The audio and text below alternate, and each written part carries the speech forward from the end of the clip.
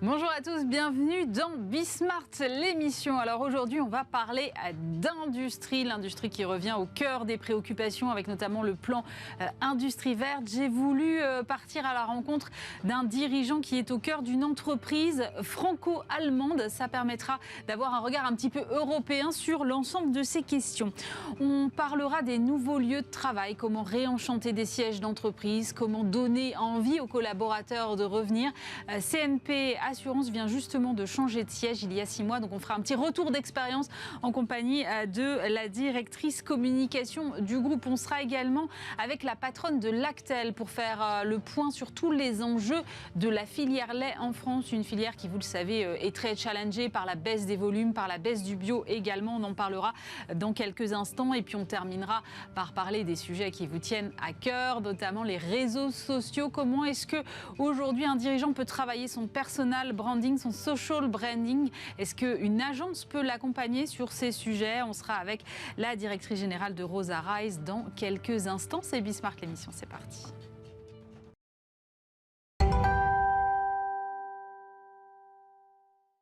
Pour commencer cette émission, je vous propose de parler d'industrie. J'ai le plaisir de recevoir Boris Lombard. Bonjour.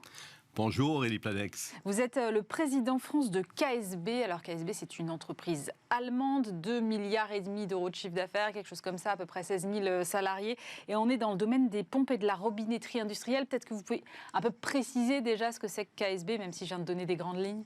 C'est une entreprise familiale allemande qui est née en 1871. On vient de fêter les 150 ans du groupe, il n'y a pas si longtemps que ça. D'accord. Et c'est une entreprise présente mondialement, effectivement, dans les pompes et la robinetterie. Et les services associés avec une présence très forte en France. On est en France depuis 1951.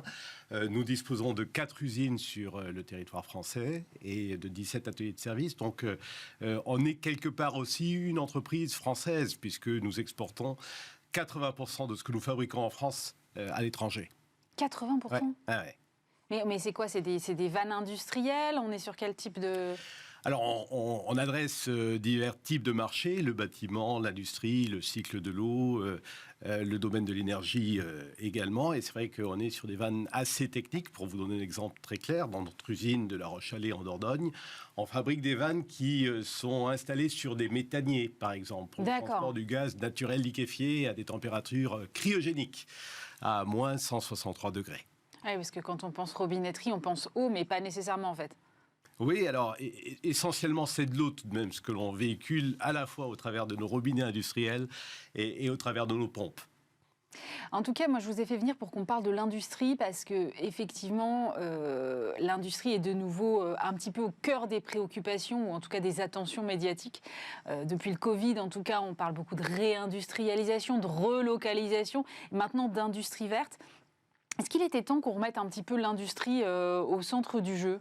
Je crois qu'on a gagné quelque part la bataille des esprits dans l'industrie. On en parle depuis maintenant 2018. C'était la première édition d'un événement auquel nous avons participé d'ailleurs de manière très active chez KSB, qui était l'usine extraordinaire. Bien sûr. Et qui nous a beaucoup mobilisés et qui, au travers des dernières éditions, notamment celle de Viva Fabrica à Lyon au mois de février, nous a également fortement mobilisés. Donc l'industrie, quelque part, est redevenue au centre du débat en France. Et je crois que c'est positif. On s'est aperçu à quel point la désindustrialisation avait été délétère pour le pays et à quel point il était important de regagner des parts de PIB dans l'industrie. On a une industrie qui est à peu près à la moitié de ce qu'elle représente en Allemagne et il faut véritablement qu'on gagne cette bataille avec des opportunités aujourd'hui que nous donne à la fois la relocalisation des chaînes de valeur et puis également la décarbonation.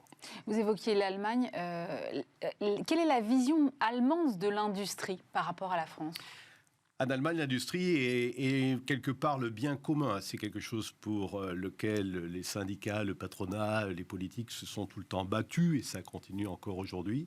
L'Allemagne n'a jamais abandonné son industrie parce que je crois qu'elle y croit fortement d'une part.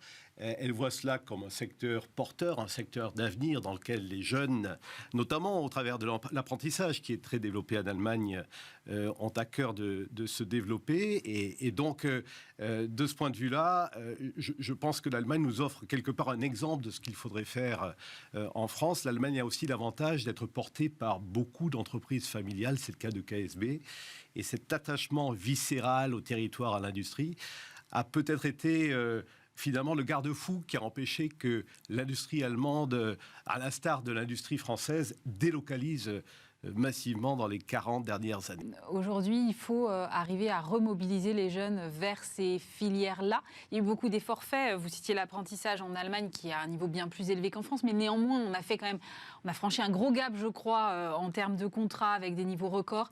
Il faut continuer dans cette voie-là. Qu'est-ce qu'on peut faire pour rendre cette industrie française plus attractive pour les jeunes aujourd'hui ? Je crois qu'il faut convaincre les jeunes de la nécessité pour eux de rejoindre l'industrie pour la transformer. Ils ont à cœur souvent de participer à la décarbonation, de participer à cette transformation écologique. Ils peuvent y participer de l'intérieur en quelque sorte lorsqu'ils rejoignent l'industrie. Et je crois que c'est un des arguments forts que l'on peut mettre au devant des jeunes pour les attirer dans nos secteurs. Il faut aller les convaincre sur place. Alors, je parlais de Viva Fabrica tout à l'heure, mais on peut le faire comme on le fait chez KSB en allant dans les lycées. J'étais frappé de constater lors d'une enquête récente qui a été commandée, je crois, par l'ENSAM, que 72% des lycéens ont aujourd'hui une opinion positive de l'industrie. 72%, ouais, ah ouais. ce qui est quand même pas mal. Ouais, ce qui c'est pas prouve mal, que les mentalités ont évolué de manière très positive ces dernières années. Malgré tout, 42% seulement envisagent de travailler dans l'industrie, ce qui prouve qu'on a encore du chemin à faire, peut-être parce qu'ils ne connaissent pas assez bien les métiers de l'industrie. Ils ont du mal à se projeter dans ces métiers-là. Donc, à nous aussi de leur faire comprendre que l'industrie, c'est un travail d'équipe, c'est un creuset formidable qui agrège des gens de talents différents, d'horizons différents, autour de projets très concrets. Et c'est une formidable manière de faire carrière et de s'épanouir. Vous parliez de décarbonation et de la place et du rôle que peut jouer l'industrie dans la décarbonation. Comment ça se traduit, par exemple, dans une entreprise comme la vôtre, le chantier de la décarbonation? Quels sont les sujets que vous adressez? Alors, nous avons une particularité, et le bilan carbone très récent que nous avons réalisé le démontre, c'est que 98% de l'empreinte carbone que nous laissons est liée à l'usage de nos produits. Une pompe, ça tourne pratiquement tout le temps, pour certaines en tout cas, et ça consomme beaucoup. Donc le premier chantier auquel nous sommes attelés depuis très longtemps d'ailleurs, on a travaillé sur la réglementation européenne avec l'ensemble de la profession dès 2013, donc ça remonte déjà il y a 10 ans, a consisté à élever le taux d'efficience des produits que nous mettions sur le marché. Et ce faisant, nous avons réalisé collectivement à peu près 30 TWh d'économie en Europe. 30 TWh, c'est à peu près la consommation d'un pays comme l'Irlande. Donc nous avons, c'est énorme, hein. Ouais. Donc nous avons énormément contribué justement à l'efficience des produits, à la diminution de la consommation énergétique. Et c'est vraiment le premier levier auquel on peut avoir recours dans notre secteur pour décarboner. Et puis il y a aussi ce qu'on appelle de manière un peu technique les scopes 1 et 2, c'est-à-dire la consommation énergétique à l'intérieur de l'entreprise, l'empreinte carbone liée à nos propres opérations. Chez KSB, depuis 2018, nous achetons de l'énergie verte. Nous avons pris cette décision de l'énergie renouvelable. Donc nous avons un scope 2 qui est égal à 0. Et puis, on met en place un certain nombre de mesures de sobriété. Vous vous rappelez que le gouvernement avait demandé 10% d'économie au mois de septembre de l'année dernière, à l'approche d'un hiver que l'on craignait rigoureux et difficile. On a réalisé 20%. C'est-à-dire qu'avec quelques mesures de bon sens, tout simplement abaisser la consigne de température dans les locaux, 19 degrés dans les bureaux, 18 degrés dans les usines, en fermant aussi le chauffage dans quelques locaux qui étaient peu utilisés. On est arrivé à un niveau de sobriété, à des économies qui sont 2 fois supérieures à la demande du gouvernement, ce qui laisse augurer, si maintenant on double cela avec des investissements que nous prévoyons de faire d'ailleurs, d'isolation de panneaux solaires, de gestion automatisée des bâtiments, des potentiels d'économie encore plus importants. On parlait tout à l'heure d'industrie verte et du fameux plan qui est en cours, avec la loi qui est en cours de préparation sur ce sujet. Comment est-ce que vous regardez ça? Est-ce que vous dites Ça y est, on va avoir une conscience collective qu'il faut prendre ces enjeux-là en considération et on va avoir un coup de main pour les réaliser, ou vous dites non, finalement, j'ai déjà mis en place beaucoup de choses et ce plan-là ne va rien changer pour moi? On a besoin d'un plan et on a besoin collectivement de travailler justement la décarbonation. Les objectifs européens sont assez ambitieux en la matière. On parle de moins 55% d'émissions de CO2 par rapport au niveau de 90. Et quand on regarde ce qui a été fait jusqu'à présent, on s'aperçoit qu'on a atteint à peu près la moitié de l'objectif en 30 ans. Et qu'il nous reste moins de 10 ans pour faire la suite. Donc, il y a encore beaucoup de pain sur la planche et le cadre réglementaire est un levier évidemment très puissant et nécessaire pour ce faire. Néanmoins, la difficulté, et c'est là qu'il faut que ce genre de processus soit réalisé de manière coordonnée et concertée avec les entreprises, c'est faire en sorte que ce cadre réglementaire puisse être géré d'une manière économiquement soutenable par les entreprises. Donc j'appelle moi personnellement au niveau européen, parce que je pense que c'est là que se jouent les enjeux essentiels de la décarbonation, à un cadre réglementaire clair, stable, défini, qui pour l'instant reste très flou, toutefois concerté avec les entreprises, à l'instar de ce que nous avons fait dans le domaine des pompes, et que je mentionnais tout à l'heure, dès 2013, puisque les réglementations qui ont conduit à ces économies sont des réglementations qui, à l'époque, avaient été définies par la profession et par l'Union européenne. Et je crois que c'est typiquement le type de, d'approche vertueuse qu'il faudrait mettre en place pour atteindre ces objectifs. Une réglementation harmonisée, mais est-ce que vous attendez aussi des aides ou des dispositifs fiscaux, comme un peu ce qui se fait aux États-Unis? On parle beaucoup de l'IRA, et je crois que c'est le président de France Industrie, Alexandre Sobo, qui disait il faut que la France et l'Europe assument une réponse claire, parce que dans les grandes zones économiques du monde aujourd'hui, rivalisent les subventions pour accélérer cette transition. Vous, est-ce que c'est quelque chose que vous réclamez également?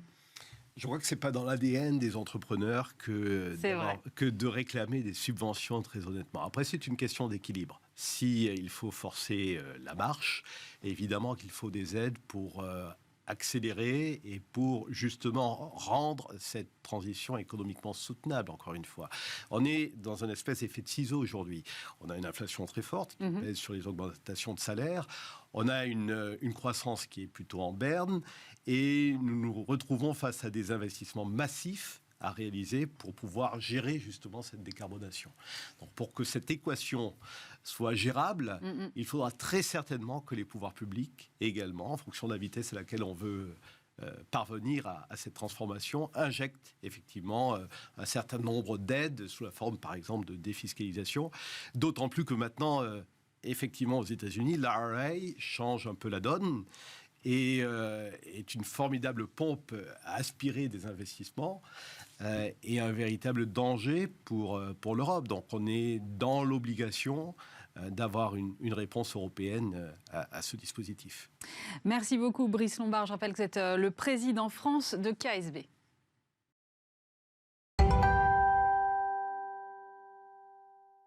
Maintenant, on va parler lieux de travail et comment finalement réinventer ces lieux de travail. On a beaucoup parlé de tous les bouleversements liés au Covid. Aujourd'hui, eh bien, certaines entreprises ont mis en place de nouvelles pratiques, de nouveaux lieux. Comment ces lieux finalement servent-ils à recréer du lien entre les collaborateurs? On en parle avec Agathe Sanson. Bonjour. Bonjour. Vous êtes directrice dialogue partie prenante communication et mécénat groupe chez CNP, donc un assureur. Vous avez inauguré, pris vos places dans un nouveau siège, je crois que c'était au mois de décembre, c'est ça? Tout à fait. Vous avez à peu près 6 mois de recul. D'abord, avant qu'on en tire un peu les enseignements, j'aimerais savoir ce qui a motivé comme ça la création d'un nouveau siège. Alors, pour être honnête, c'était vraiment une opportunité simplement de se dire qu'en fait, on avait un immeuble qui était au-dessus de la gare Montparnasse, qui était déjà assez ancien, on devait faire des travaux. Donc, l'idée était de se dire qu'en fait, on avait besoin aussi de rassembler toutes les équipes franciliennes. Donc, on avait envie de trouver un autre lieu qui permettait tout ça. Ça, c'était avant le Covid. D'accord. Ah oui, c'était avant. C'était avant le Covid. Et en fait, on avait déjà un jour de télétravail, mais suite au Covid, on a fait un accord pour nos collaborateurs de 3 jours de télétravail. Et là, ça change complètement la donne. Eh oui, bien sûr. Alors d'abord, on a vécu quelques années avant que le nouvel immeuble soit livré. On a vécu dans un immeuble qui était fait pour que tout le monde soit là, dans des bureaux fermés, avant le Covid et avant le télétravail. Alors là, c'était juste l'horreur, parce qu'on pouvait passer des journées entières sans voir personne. Eh oui, j'imagine. Et donc, entre ces années de confinement, enfin ces mois de confinement et cette période-là, c'était super important que les collaborateurs, et de concevoir un lieu pour que les collaborateurs se retrouvent. Et d'ailleurs, c'est ça on en parlera tout à l'heure sur les enseignements, mais qui a le plus plu. En fait, la façon dont on a conçu cet immeuble, on l'a fait vraiment de façon hyper collaborative avec l'ensemble des différents métiers.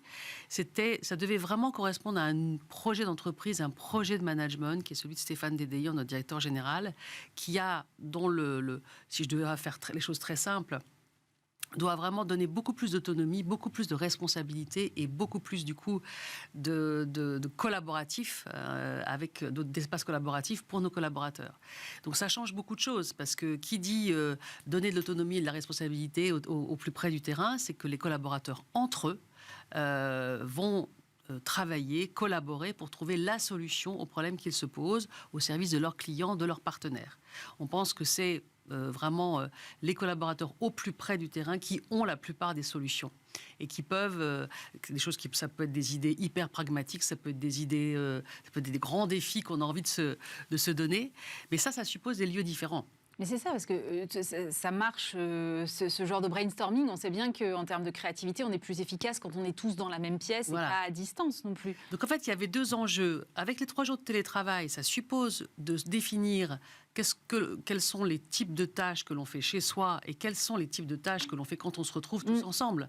Parce que si c'est pour se retrouver tous ensemble et enchaîner les réunions Teams, ça sert à rien. Aussi bien rester chez soi.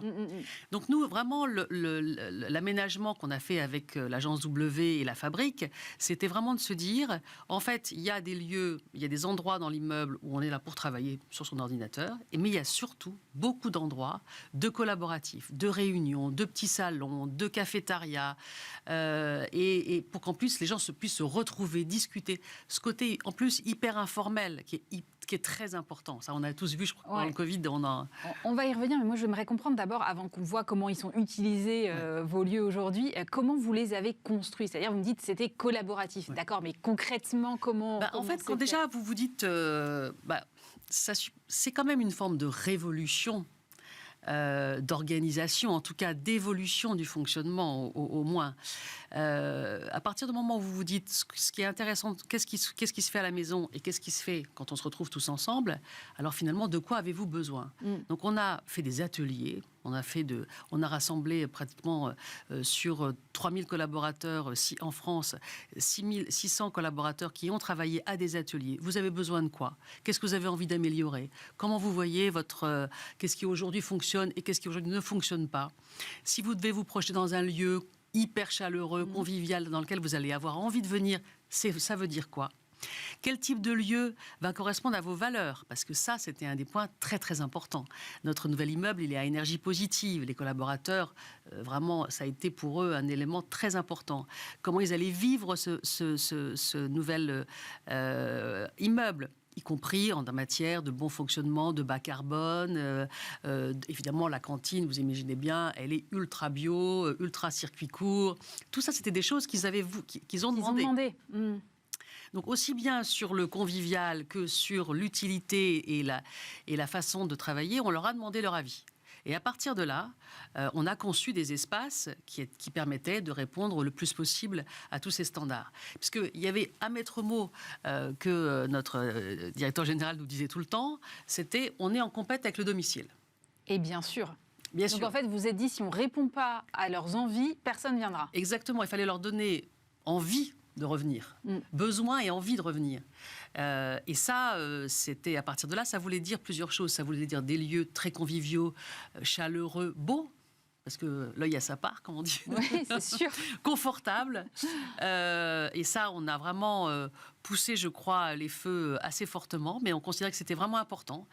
Et puis, on a aussi fait en sorte que ce soit très facile de travailler. Donc, la digitalisation, c'est important, ça, quand même, hein, qu'on est un groupe international. Donc, comment est-ce qu'on pouvait recréer aussi des standards de forme de réunion ultra, d'une technologie extraordinaire qui permet quasiment de considérer que vous êtes en réunion avec vos collègues alors qu'ils sont au Brésil. D'accord. Ça, c'était vraiment un des points importants. On veut vraiment aussi intégrer beaucoup nos parties prenantes ou leurs représentants dans notre façon de travailler. Donc ça voulait dire des lieux ouverts où on pouvait faire venir plein de personnes, discuter avec elles. Ça, c'était aussi... voilà, donc c'est les lieux de travail, les lieux de convivialité, les lieux aussi, le plus possible, tournés vers l'extérieur. C'est un peu comme ça qu'on a conçu le projet. Vous êtes à quel pourcentage en termes de flex office ? 0,5, ce qui était assez... ah oui. Ce qui était assez... C'est-à-dire il y a une demi-place par personne. Alors en fait, justement, puisqu'on parlait nouveau fonctionnement, il y a... En fait, on a fait des quartiers, en fait. Hein, donc, chacune des directions, des BU, des services, se retrouve dans un même lieu. Donc, c'est un semi-flex quand même, hein, c'est important. Parce que c'est une façon quand même de se retrouver, on est toujours un peu grégaire quand même, donc de se retrouver dans son espace. En revanche, il n'y a pas de place attribuée. Et ce 0,5 en place de travail fixe, on va dire, est totalement compensé par 0,5 de places collaboratives, conviviales, encore une fois, de petits salons, de salles de réunion, A2, A4, A1, A1 pour s'isoler, travailler, passer un petit coup de fil. Et ça, c'était vraiment indispensable parce que ça permettait du coup d'allier à la fois le travail traditionnel, on va dire, et surtout le travail collaboratif. Et je précise un point, parce que dans ces cas-là, c'est l'exemplarité qui est aussi la plus importante. Parce qu'au début, quand on a dit à tout le monde, plus de bureaux attribués, plus de bureaux individuels, ça a eu un petit peu de mal à passer. Ils se sont dit, bon, ça voulait dire aussi que et le DG et le COMEX, c'était la même chose. Ah, le DG et le COMEX. Le DG et le COMEX, on a, comme les autres, un quartier qui est là où on se retrouve, là où on travaille, mais il n'y a pas de bureau individuel. Et ça ne pose pas des soucis Non. en termes de confidentialité des échanges Non, parce qu'à partir du moment où vous avez la possibilité de vous isoler, comme pour tous les collaborateurs, dans un endroit pour passer un coup de fil ou une salle de réunion pour recevoir quelqu'un, là, il n'y a aucun problème. Et c'est incroyable le nombre de dossiers qui se règlent en 3 secondes parce qu'on a croisé notre collègue alors même que d'habitude on aurait fait monter une réunion, l'agenda est compliqué, c'est pour dans 15 jours. Là, en 5 minutes, on a posé une question, on a réglé un sujet. Ça rend le travail d'une certaine manière beaucoup plus fluide. Comment l'ont vécu vos collaborateurs ? Parce qu'effectivement, c'est à la fois une révolution de travail et puis c'était aussi une révolution géographique puisque vous étiez au cœur de Paris, là vous êtes en banlieue parisienne. Comment est-ce qu'ils ont vécu tout ça ? On sait très bien qu'à chaque fois qu'il y a un déménagement, en général, ça râle un peu. Comment ça s'est passé ? C'est vrai qu'au départ, l'idée de partir de Montparnasse, on était là depuis des décennies, l'idée d'avoir quelque chose qui était forcément beaucoup plus avec le flex, ça passait, très honnêtement, avec vous, moyen. C'est aussi pour ça qu'on a vraiment voulu faire en sorte que tout le process, on a mis 1 an et demi, 1 an et demi avant d'emménager, on les a énormément questionnés, embarqués, et prouvé qu'on allait les écouter. C'était pas uniquement pour faire de la communication interne. Donc ça, on a vraiment vu entre le début des travaux collaboratifs avec eux, on va dire 1 an et demi, et 3-4 mois avant, même plus 5-6 mois avant d'arriver, ça y est, tout était d'une certaine manière aplani. Ils avaient collaboré, ils savaient exactement, on les informait de toutes les décisions qui étaient prises, qui étaient bien souvent conformes à ce qu'ils souhaitaient. Pas toutes, parce que évidemment, j'imagine. On n'avait pas forcément la possibilité de faire tout quand même. Enfin, beaucoup d'entre elles. Et alors, en plus, encore une fois, puisqu'on était en compète avec le domicile, il fallait que l'endroit soit beau, qui soit accueillant, qui soit chaleureux. Et alors, on a fait notre première semaine où on les a accueillis par petits groupes. Et là, à la première minute, c'était waouh, quoi. En fait, franchement, c'est exactement ce qu'on voulait. On ne s'attendait pas à ça. Et ils ont eu une vraie surprise, puisque évidemment, leur crainte, c'était la place. Est-ce que je vais avoir assez de place pour travailler? Cette histoire de 0,5, c'est quand même compliqué. Avant, j'avais un bureau tout seul. Je vais devoir écouter mes collègues. Ça, c'était important. Il fallait vraiment que toutes les installations soient au plus haut standard. Et par exemple, l'acoustique, qui est un des éléments, on le sait bien, compliqués des open space, nous, on a vraiment des standards assez extraordinaires qui font que, franchement, ça le fait, comme on dit. Et c'est vraiment manifestement très faisable. Et puis, je crois que tout le monde aussi a eu, tout d'un coup, ce qu'on a le plus entendu les premières semaines, c'est « Ah, je reçois des gens. J'ai recroisé un tel, je ne l'avais pas vu depuis 6 mois. J'ai vu, oh bah tiens, tu sais pas, j'ai pu poser la question à X parce que je l'ai croisé à la cafette. » Et ça, c'est vrai que ce capital relationnel, c'est quand même ce qui fait quelquefois aussi un peu le sel de la vie, mais aussi le sel du travail. Donc, entre les lieux et les différentes possibilités de se retrouver, de discuter, c'est quelque chose qui, je crois, leur a beaucoup plu. Vous parlez beaucoup d'être en compète avec le domicile, mais aujourd'hui, vous êtes aussi en compète avec tous les autres employeurs. Avoir des lieux comme ça, aujourd'hui, ça devient... et des accords, comme celui que vous venez de décrire sur le télétravail, ça devient indispensable? Oui, c'est vraiment... dans une société de services comme la nôtre, les talents, comme on dit, les people, c'est vraiment notre or noir. Nous, où on garde nos collaborateurs, où on ne les garde pas, où on arrive à les attirer, où on n'arrive pas. Et s'ils ne sont pas chez nous, ils sont chez les autres. Donc, c'est un enjeu. Et comme tous les secteurs, évidemment, on a le sujet de la difficulté, en fait, à recruter, tout simplement. Et donc, attirer les collaborateurs, attirer les jeunes particulièrement, ça c'était vraiment aussi un de nos enjeux. Donc si on a, parce c'est vrai qu'on a quitté le cœur de Paris pour aller, mais on est à Issy-les-Moulineaux, ça va, c'est pas trop loin. C'est quand même, franchement. Mais tout dépend où on habite, c'est toujours pareil. Tout dépend où on habite. Alors ça, on avait fait très attention, évidemment, quand au tout départ, on avait fait la cartographie de où habitaient nos collaborateurs. Ah oui, vous l'aviez fait en amont. On l'avait fait en amont pour voir en gros quel était l'endroit de Paris qui était le plus supportable. Dans l'étude qu'on a fait, ça a augmenté en moyenne. Donc la moyenne, c'est toujours pareil, ça ne veut pas dire grand-chose. Mais enfin, il faut bien avoir un indicateur. Il faut bien avoir un indicateur. Ça augmentait le temps de travail de trajet de 10 minutes, 12 minutes. Donc voilà, on s'est dit c'est probablement, en tout cas, l'endroit le moins difficile. Mais c'est vrai que, et c'est aussi pour ça qu'on avait fait les 3 jours de télétravail, parce que nous, on a beaucoup de femmes et de gens qui travaillaient très loin. Donc, leur permettre aux gens de bénéficier, si j'ose dire, de ces quelquefois 2 heures dans la journée qui sont consacrées au temps de travail, ça vaut très très cher. Oui, bien sûr. Souvent, quand on fait de tels chantiers, on fait la corrélation avec une transformation d'entreprise. C'est à la fois un nouveau siège, c'est à la fois un nouveau mode de travail, mais c'est aussi une transformation de l'entreprise. Dans quelle mesure est-ce que ce nouveau siège-là, il reflète la transformation de CNP aujourd'hui ? On a un projet de développement qui est... donc, nous, notre modèle, on est un assureur, un modèle multipartenarial. Donc, on travaille avec différentes typologies de partenaires en France et à l'international. Et on a un gros développement international qui est en cours. Donc, par définition, tout ce qui permet... donc ça, c'est la partie développement économique, on va dire business. Et la partie transformation, on va dire culturelle, même si le terme peut regrouper beaucoup de choses, c'était justement d'amener le plus possible les collaborateurs à ce travail collaboratif, à cette interdépendance entre les métiers, à cette créativité pour trouver les meilleures solutions pour le client et pour le partenaire. Et donc ça suppose des espaces collaboratifs, tout simplement. Ça suppose l'envie de se retrouver, l'envie de discuter avec un collègue, dire tiens, j'ai une idée, qu'est-ce que tu en penses? C'est tous ces sujets-là. Et puis c'est évidemment le sujet de pouvoir interagir avec nos filiales à l'étranger de façon la plus fluide possible. Et dans des conditions de quasi-réunion, on a le sentiment de pouvoir discuter avec elles de façon la plus simple qui soit.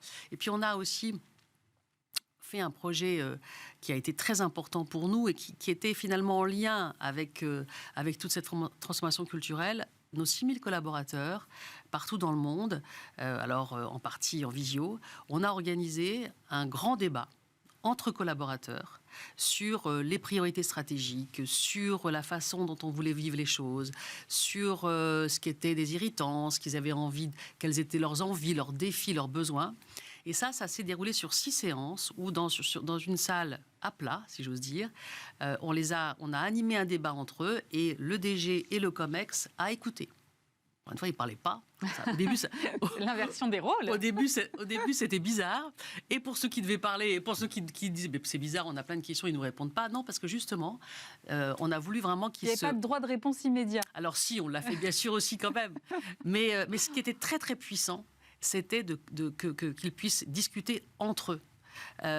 Où tous les métiers étaient au même niveau, discuter aussi bien de business que d'organisation, que d'envie, que de valeur, que d'identité. Et ça, c'était vraiment très, très puissant. Et ça a probablement aussi, en tout cas, ça fait vraiment partie du projet d'entreprise, d'un travail plus général sur la façon dont on peut libérer la créativité, l'énergie. Et en général, moi, j'avais... Voilà, comme on dit, il y a beaucoup plus d'idées dans 2 têtes que dans une.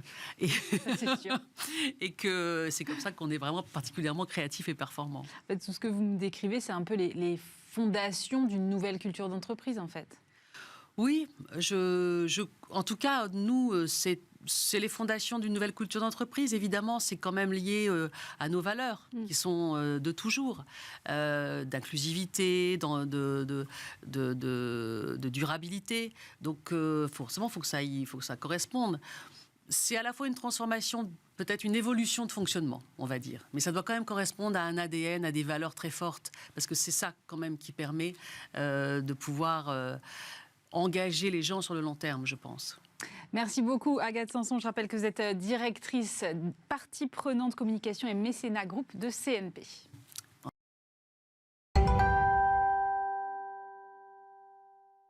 Et on va maintenant parler des défis de la filière lait en compagnie d'Anne-Charles Espino. Bonjour. Bonjour. Vous êtes directrice générale de Lactel. Alors, c'est une filiale de Lactalis qui a publié hier une hausse de son chiffre d'affaires de 28%, là où le bénéfice était en baisse d'à peu près 14%. Et 2022 a été une année difficile, a dit le patron de Lactalis, Emmanuel Beignet. Moi, je voulais savoir qu'est-ce qu'il en était précisément pour Lactel. Alors Lactel, effectivement, comme le groupe, je dirais, a une année un petit peu compliquée dans le sens où on a été confronté à une forte inflation sur les coûts de production de nos produits. 2 choses essentielles à retenir sur cette inflation. La première, c'est le prix du lait payé aux producteurs, ce qu'on appelle la matière première agricole. Donc cette matière première agricole, elle a effectivement augmenté de 25% en 2022. Et puis, il y a l'ensemble des autres coûts de production que sont les matières... les MPI, alors c'est un petit peu technique, les matières premières industrielles, ce sont à la fois l'énergie qui fait x2, c'est l'emballage qui fait, nous on est essentiellement vendu dans une bouteille en plastique, donc en matière, ce qu'on appelle du PEHD, donc c'est un type de résine plastique qui protège le lait. Cette matière, elle a fortement augmenté, c'est plus 6%, et puis la revalorisation des salaires, bien évidemment, de nos collaborateurs, qui font qu'effectivement l'ensemble de ces coûts ont été assez difficiles à répercuter, et donc l'année a été on va dire un petit peu compliqué. Ce qui est à noter également, c'est le marché du lait. Mais oui, j'allais vous poser la question. Effectivement, le marché du lait, je crois qu'en volume, on est en baisse, c'est ça, si j'ai bien tout compris. Alors qu'en revanche, en termes de valeur, on est en hausse. Exactement. C'est ça. C'est exactement ça. Donc en fait, le marché du lait, déjà, il faut savoir que le lait est un produit du quotidien des Français. Ça, c'est vraiment important. C'est un marché... je dirais, qui s'adresse aux Français tous les jours, par la quotidienneté, par l'usage au petit déjeuner le matin et en cuisine. Ce marché, effectivement, est un marché de volume, puisque 75 litres de lait, c'est en moyenne ce que les Français achètent par an. Donc c'est des quantités... Fait plus d'une bouteille par semaine. Voilà, exactement. Donc c'est assez significatif. Et donc ce marché, il représente 2 milliards de litres vendus en 2022. Donc c'est effectivement un chiffre assez significatif. Ouais. Et pour autant, vous aviez raison de le souligner, c'est un marché qui recule de l'ordre de 3,5% en volume en 2022 et qui se valorise à plus de 4,2% de progression en chiffre d'affaires. Alors pourquoi il se valorise ce marché ? Eh bien parce que l'offre se diversifie.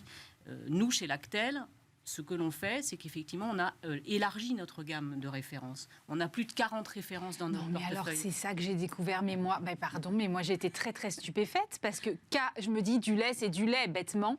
Je me dis, du lait, c'est du lait. Il doit y avoir, 3 références, une pour les enfants, et puis après, écrémé, demi-écrémé, et puis ça s'arrête là. Mais pas du tout. Comment vous avez 40 références? Alors, oui, comment on a 40 références? Eh bien, parce qu'on s'adresse aux attentes du consommateur. On l'écoute, ce consommateur. Et ce consommateur, il évolue. Vous avez raison. Avant, on était sur un lait demi-écrémé, plutôt en brique. Ouais. Et puis, Lactel a inventé la bouteille il y a plus de 30 ans. Donc, quelque chose d'assez pratique, qui se referme, qui est facile à verser. Et puis ensuite, on a inventé du lait biologique. C'est-à-dire qu'effectivement, on est allé sur des offres de lait biologique. Ça fait 30 ans. Cette année, en ce moment même, on fête nos 30 ans. On est présent partout dans les hypermarchés, les supermarchés avec le lait Lactel bio engagé. Donc effectivement, pour fêter ces 30 ans autour du bio. Et puis, on a aussi développé des laits sans lactose, puisqu'en fait, on a une partie de la population qui, effectivement, digère moins bien le lait, notamment quand on est un peu adulte. On a tendance à dire le lait, finalement, c'est un peu lourd le matin au petit-déj. Donc, on s'est dit comment on peut répondre aussi à ces attentes-là. C'est quoi du lait sans lactose? C'est du lait végétal? Ah non, pas du tout, c'est du lait. Déjà, c'est du lait, c'est pas du jus, c'est du lait, ça reste du lait. Ça a tous les bienfaits du lait, mais on enlève le lactose pour effectivement éviter cette petite sensation de lourdeur de digestion qu'on peut avoir au petit déjeuner. Tiens non. Donc c'est Matin Léger qui aujourd'hui répond à cette offre et à cette attente consommateur.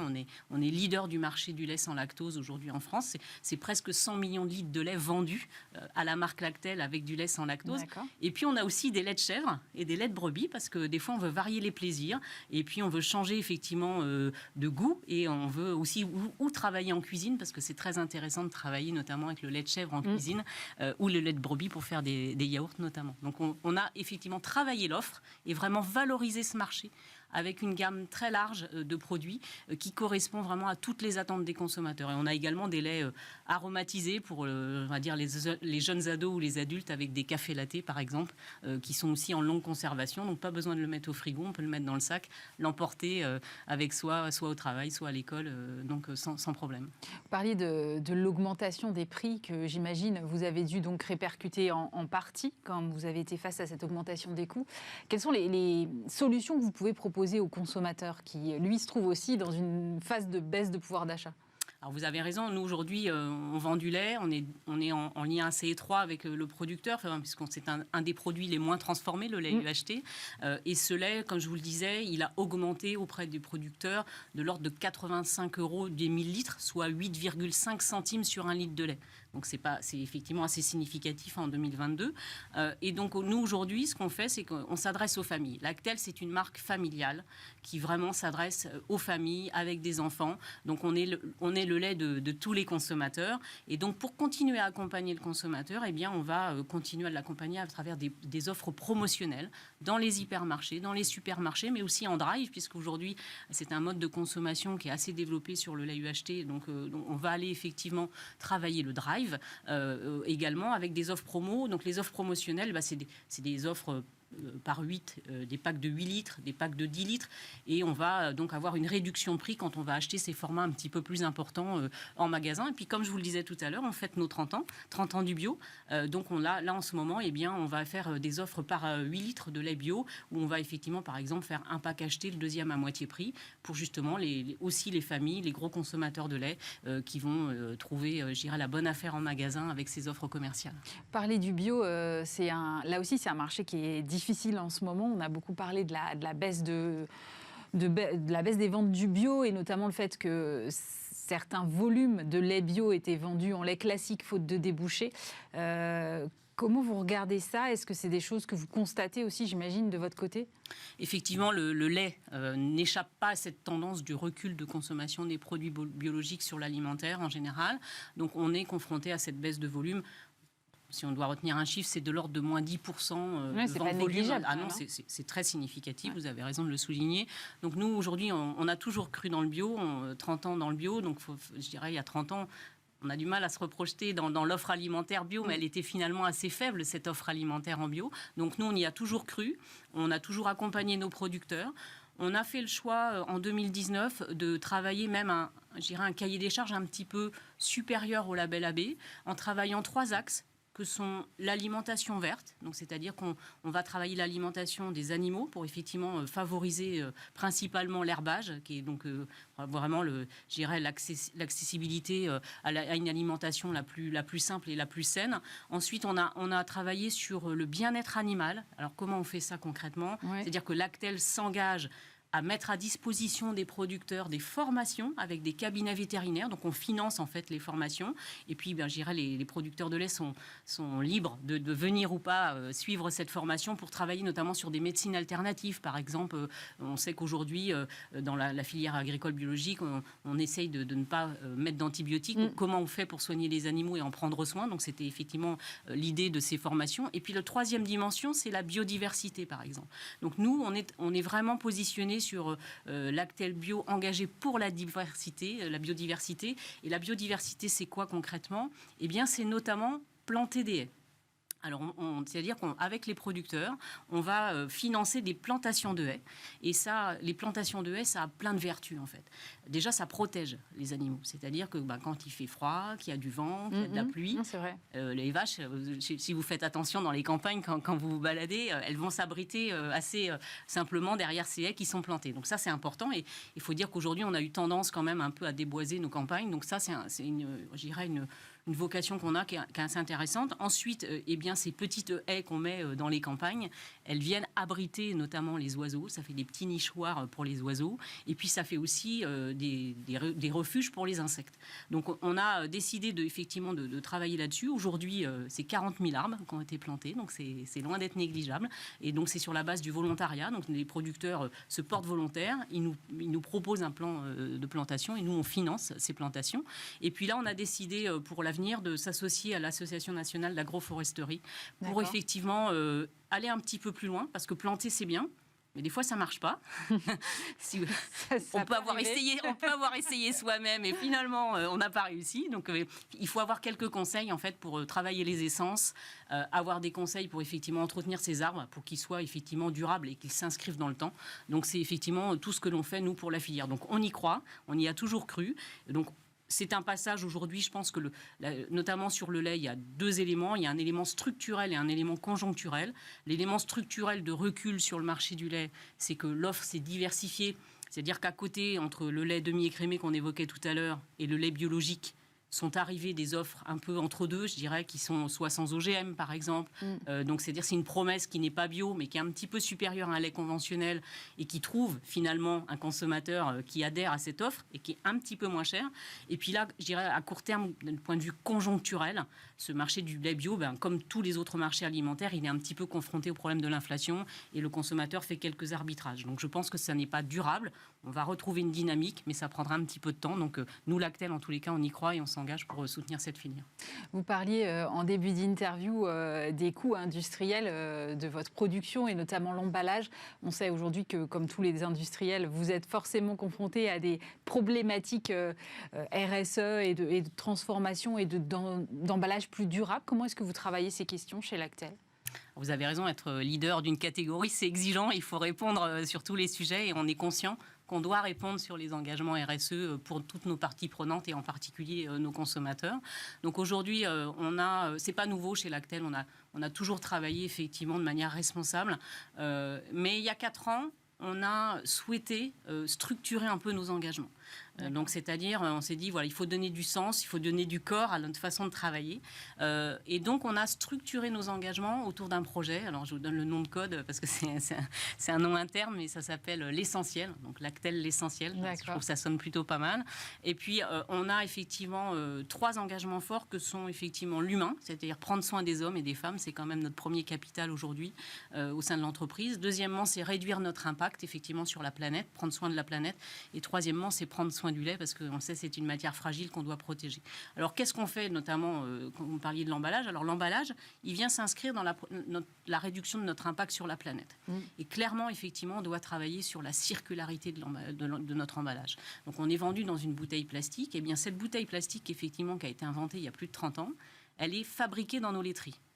C'est quand même pas anodin. C'est-à-dire que dès le départ, on a pensé à ne pas transporter du vide. parce que ce serait dramatique de mettre beaucoup de camions sur la route avec des Ouais, emballages avec des bouteilles vides. vides, On viendrait bien sûr. remplir avec un petit robinet de lait. Donc on a fait le choix de fabriquer nos bouteilles, effectivement, dans nos laiteries. Donc on a 2 ateliers, un atelier de fabrication de bouteilles et un atelier de conditionnement du lait. Et puis on a travaillé régulièrement cet emballage, c'est-à-dire qu'on l'a optimisé, on a réduit son poids. On a réduit son poids depuis sa création de l'ordre presque de 10%. D'accord. 10% en moins de plastique dans la bouteille. Pour vous donner un chiffre, c'est 23 millions de bouteilles en moins par an mises sur le marché. Donc c'est quand même pas neutre. Donc c'est des petits pas, mais des petits pas qui sont très importants pour la planète. Et puis vous savez, le lait, c'est souvent vendu en regroupement par film Ouais. avec un film plastique de 6 bouteilles, 8 bouteilles, comme je vous disais tout à l'heure sur la promotion. Eh bien, ce film plastique, on a été la première marque en 2016 à intégrer de la matière recyclée dedans, à concurrence de 20% de matière recyclée dans le film plastique. Et aujourd'hui, en 2023, on est très fiers parce qu'on a bien progressé. Nous sommes à 50% de matériaux recyclés, effectivement, dans ce film plastique. Donc, c'était vraiment un travail je dirais, qui continue chez nous d'optimisation de l'emballage. Et puis, il y a quelque chose qui est important, c'est la fin de vie de cet emballage. Une fois qu'on a vidé notre bouteille, qu'est-ce qu'on fait de cette bouteille de lait? Là, la balle est dans le camp du consommateur, j'ai envie de Exactement. dire. Et du consommateur citoyen. Ce consommateur citoyen, il doit effectivement mettre cette bouteille dans le bac jaune. Parce qu'en fait, cette bouteille de lait, elle est 100% recyclable. On la fabrique dans nos laiteries et elle est 100% recyclable. Dès le départ, on a voulu que cet emballage soit 100% recyclable. Donc, il faut absolument la mettre dans le bac jaune. Alors, pour ça, on a une opération qui s'appelle, un petit jeu de mots, Recyclait. D'accord. Recyclait LAIT, mais recyclait ses bouteilles, quoi. Ce serait bien que tu y penses et que tu mettes ta bouteille dans le bac jaune. Alors, je vous en ai amené une, je la montre effectivement à nos téléspectateurs. Hein. Donc, on a effectivement, oui, vous me parliez tout à l'heure du demi-crémé et crémé entier. Donc, vous voyez, mon bouchon, il est jaune. Ouais. En fait, d'habitude, il est bleu, rouge ou vert. C'est ça.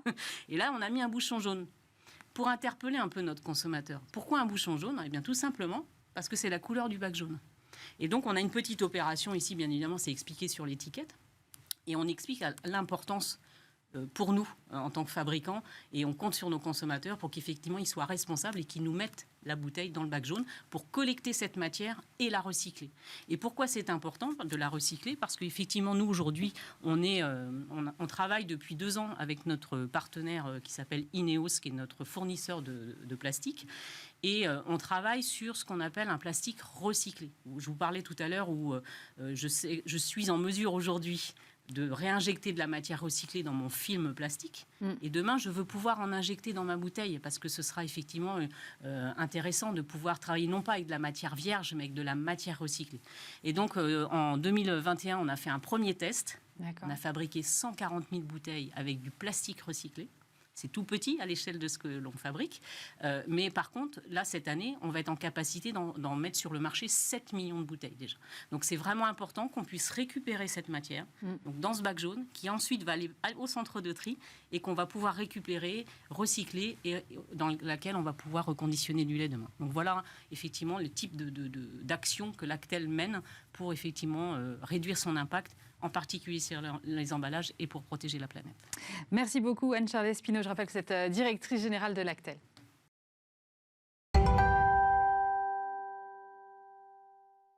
Et pour finir cette émission, je vous propose de parler personal branding des dirigeants et des managers en compagnie de Lorraine Weber-Staricki. Bonjour. Bonjour Aurélie. Alors vous êtes directrice de la communication de l'agence Rosa Paris, directrice générale de Rosa Rise. Alors Rosa Rise, c'est une offre de personal et de social branding à destination donc des dirigeants et des managers.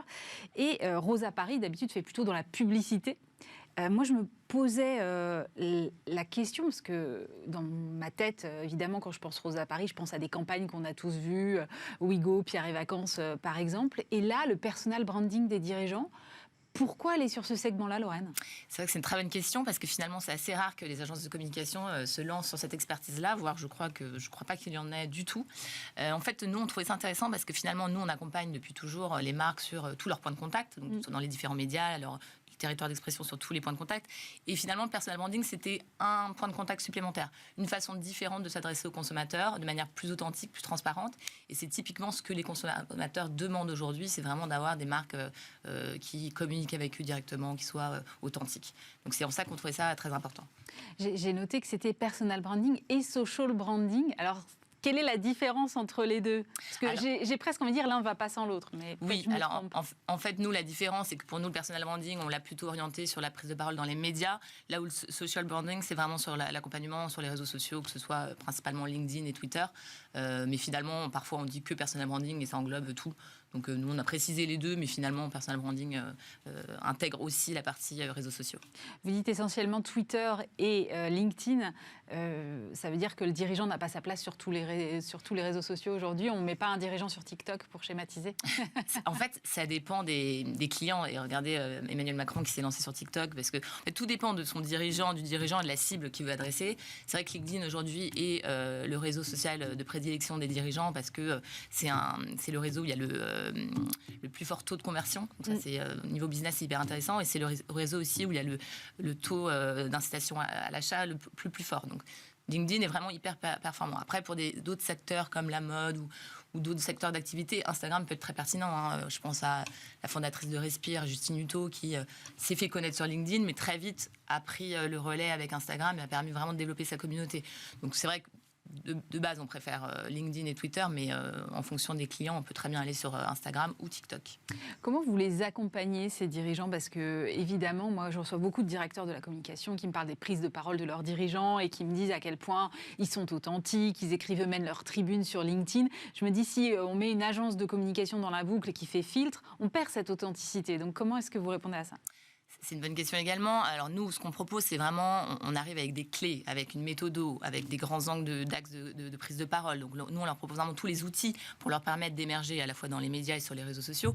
Mais c'est un vrai travail de co-création. Évidemment, on ne va pas aller poster quelque chose sans l'accord du client, ça évidemment, mais sans aussi un travail de sa part. Nous, généralement, on propose des wordings, vraiment des postes clés en fonction des actualités de l'entreprise ou des marronniers du secteur. Et le dirigeant repasse derrière, ajoute sa patte, parce que quelque chose de très important sur les réseaux sociaux, c'est de garder, comme vous le disiez, le côté authentique et naturel. Et un dirigeant qui ne serait pas authentique sur LinkedIn ne percerait pas, ça se verrait.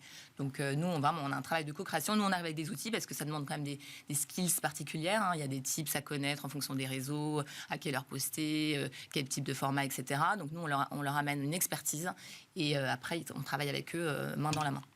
J'ai vu que ça s'adressait pas qu'aux dirigeants, mais aussi aux managers. Pourquoi aux managers ? Parce que finalement, le personal branding, c'est utile pour tout le monde pour travailler la notoriété de la marque et l'irréputation du dirigeant sur les réseaux sociaux. Et les managers peuvent être pertinents en fonction de leur secteur d'activité. Par exemple, un directeur de la RSE, pour s'exprimer de sujets en lien avec la RSE, sera très pertinent pour prendre la parole sur les réseaux sociaux, tout comme un directeur marketing pour prendre la parole sur une stratégie de communication, sur des nouvelles campagnes. Donc, je pense que le personal branding s'adresse à tous les types de profils. C'est vrai que le dirigeant, c'est quand même lui qui incarne la marque et qui devient l'ambassadeur de la marque. Donc, il y a peut-être un temps d'avance pour ces postes-là, mais je pense que ça va s'ouvrir de plus en plus à plein de profils. Et même maintenant, il y a un terme qu'on utilise de plus en plus qui s'appelle employee advocacy. C'est un peu les employés en tant qu'ambassadeurs de leur marque. C'est-à-dire qu'aujourd'hui, la valeur des employés est presque aussi importante que la prise de parole des dirigeants. Donc ça, c'est quelque chose qui va beaucoup se développer et sur lequel je pense qu'on va aller aussi. Justement, c'est toujours un risque d'aller s'exposer sur des réseaux sociaux, de prendre la parole quand on est dirigeant, manager ou employé, puisqu'effectivement, de plus en plus aujourd'hui, les employés prennent la parole. Comment est-ce qu'on cadre ça? Comment on fait en sorte que le discours de marque n'échappe pas et de ne pas se prendre un retour de bâton qui peut être parfois très, très violent? Tout à fait. On a tous dans la tête des exemples de bad buzz de dirigeants qui ont pris la parole sur des sujets super polémiques et qui ont vraiment créé une déferlante de haine sur les réseaux sociaux. Donc, on a tous ça en tête. Mais à contrario, moi, j'ai un exemple de Michel-Édouard Leclerc, par exemple, qui, lui, est vraiment un peu le pape du personal branding en France, qui s'est toujours exprimé dans les médias, sur ses réseaux sociaux et même via son blog personnel. Lui, avec comme thématique de prédilection la défense du pouvoir d'achat. Lui, typiquement, il va faire des posts engagés, des posts parfois polémiques, mais parce que c'est dans son ADN, c'est dans l'ADN de sa marque. Donc ça ne choquera personne et c'est même ce que les consommateurs demandent. Donc là, ça fonctionne très bien. Mais c'est vrai que ça ne peut pas, tous les dirigeants ne peuvent pas se positionner sur des sujets poil à gratter, on va dire. Poil à gratter. Ouais. Et d'ailleurs, c'est pas une obligation parce qu'on peut très bien rester très corporate sans être dans des sujets polémiques et percer et être efficace sur LinkedIn. Donc, en tout cas, ce qu'on peut dire, c'est qu'il y a quand même des sujets qu'on va éviter. Je pense à la politique, à la religion, qui sont des thèmes qu'il faut éviter d'aborder aussi bien dans les médias que sur les réseaux sociaux. Les dirigeants qui viennent vous voir aujourd'hui viennent avec quelles problématiques ? Plusieurs problématiques. En fait, on définit vraiment des objectifs business au début de relations avec les clients. Donc, ça peut être des objectifs de notoriété, des objectifs de marque employeur, parce que c'est vrai que LinkedIn est aussi un outil, un réseau hyper pratique pour la marque employeur, parce qu'aujourd'hui, quand un candidat veut se renseigner sur une entreprise avant de postuler, son premier réflexe, ça va être de googliser l'entreprise et de regarder qu'est-ce que raconte le dirigeant. Donc, c'est vrai que pouvoir maîtriser cette parole-là, c'est un plus. Donc, ça peut être marque employeur, notoriété, ça peut être aussi le résultat business, ce que je disais en début d'émission, c'est la plateforme avec le meilleur taux de conversion, donc ça montre aussi qu'il y a des vrais enjeux business. C'est un truc qu'on n'entend pas beaucoup, je trouve, effectivement, le réseau social comme levier business, en fait. Tout à fait, et surtout que les gens pensent souvent que c'est à tort, que c'est Facebook ou Instagram, plus maintenant, c'est LinkedIn. Est-ce que finalement, le dirigeant ou le manager va demain devenir un influenceur comme un autre, Lorraine ? Tout à fait, alors, pas tous, mais il y en a certains qui le sont déjà. On parlait de Michel-Édouard Leclerc, Elon Musk, il y a quand même plein de dirigeants, Steve Jobs un peu avant. Il y a énormément de dirigeants qui sont devenus des influenceurs. Maintenant, il y aura toutes sortes de profils. Je pense qu'il y a des dirigeants qui n'ont pas la personnalité non plus pour devenir des influenceurs et pas le temps, parce que c'est quand même ça prend énormément de temps. Mais en tout cas, ils auront un rôle d'ambassadeur de leur marque et pour transmettre les valeurs, parce qu'une fois de plus, c'est quelque chose que les consommateurs réclament aujourd'hui. Donc, je pense que ça va ne faire qu'exploser. Et d'ailleurs, c'est une activité qui existe depuis très longtemps aux États-Unis. Nous, on est un peu en retard en France. Ça commence à faire son chemin, mais on s'y est mis un peu plus tard que les États-Unis. Pour les dirigeants qui nous regardent ou les managers et qui ont envie de se lancer, s'ils ne l'ont pas encore fait, quels seraient vos conseils, les choses à faire et les choses à surtout pas faire ? Alors surtout, ne pas hésiter à se lancer justement, parce que souvent il y a de très bonnes, qui sont en fait de très mauvaises excuses, mais je n'ai rien à dire, mais je n'ai pas le temps, mais j'ai peur du jugement des autres. Et en fait, on se rend compte qu'une fois qu'on a fait la première réunion, on casse tous ces craintes-là. Donc ne pas hésiter de se rapprocher de professionnels qui vont justement les aiguiller, les aider, et puis aussi avoir un regard extérieur sur leur business, ça peut être utile. Et puis après, les erreurs à éviter, c'est des petits tips LinkedIn, je ne vais pas tous les dévoiler, sinon je vais perdre des clients, mais ne pas poster plus de 3 fois par semaine, parce qu'un post en chasse un autre, bien travailler l'accroche de son post LinkedIn, parce que finalement, sur LinkedIn, 8 utilisateurs sur 10 ne vont lire que les 2 premières phrases, donc on a intérêt à bien travailler ces 2 premières phrases pour donner envie de lire la totalité du contenu, ne pas mettre de lien vers l'extérieur, parce que l'algorithme LinkedIn n'aime pas, voilà, des petits conseils comme ça, et je leur dirais surtout de m'appeler. Merci Lorraine, le message est passé, je crois. Lorraine Weber-Staricki, directrice de la communication de Rosa Paris et directrice générale de Rosa Rise. C'est la fin de cette émission. Merci de nous avoir suivis. Alors la semaine prochaine, Bismart, l'émission, prend quelques congés. Du coup, vous aurez le plaisir de retrouver des best-of de Stéphane Soumier toute la semaine et une rediffusion également des meilleurs moments pour vendredi. D'ici là, n'hésitez pas à nous retrouver sur bismart.fr en replay ou sur toutes vos plateformes de podcast. Et bien sûr, on vient d'en parler sur tous les réseaux sociaux. À très vite sur Bismart.